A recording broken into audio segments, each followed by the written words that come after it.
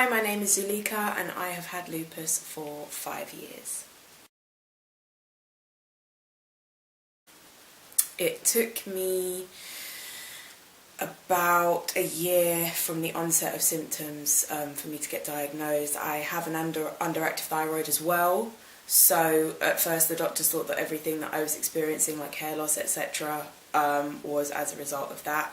And I kept going back to the doctors and saying something's wrong, and eventually I got my diagnosis.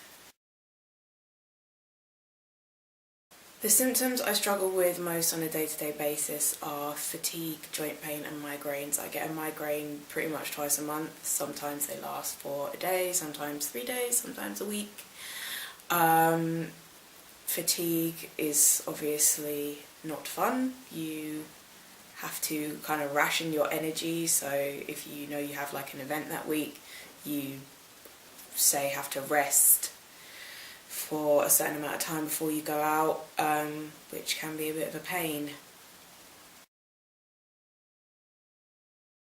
Friends and family's reactions were mixed. Some people cried, some people sort of chucked me on the chin and said, oh well, you know, you'll be alright. Yeah, so it took a while for us all to kind of figure out the best way for me to let people know if I was feeling frustrated or tired or needing extra support. Some people weren't great about it, but since I've had it for 5 years, you know, it's been a lot easier, and we've all kind of learned together how to deal with me having this disease.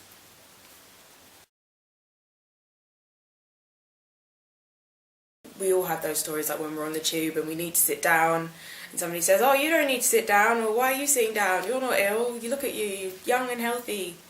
And you know, I always say to them, well, makeup is a wonderful thing. You know, under this, you know, I don't always look healthy, you know, I don't always look well. And we all kind of learn tricks to make us look well, because then, you know, if you look ill, then people are like, oh, what's wrong with you then? So essentially you can't win, and the best thing to do is to just be really honest and open and say, look, I have a disease, sometimes I need to sit down. And most people just sort of go, oh, okay then, and leave you alone after that. The hardest thing about being diagnosed with lupus is not being able to truly say you're fine. So, you know, when people say, oh, how are you, you're alright, and you say fine, because obviously you don't want to tell them all the little the cocktail of things that are going on for you that day, but actually, well, this is a personal thing, but I don't know if I'm ever like fine. You know, something always hurts, or I'm tired, or. So I would like to be able to say one day that I'm fine and mean it. My biggest achievement since being diagnosed with lupus is, I think, just cementing a kind of dogged, stubborn determination that I was gonna do whatever I wanted to do regardless of this disease. So it might take me a bit longer, I might have to do a few more steps, people might whiz by me and, you know, I might be eating their dust, but eventually I would get there. So I got lupus in my first year of uni.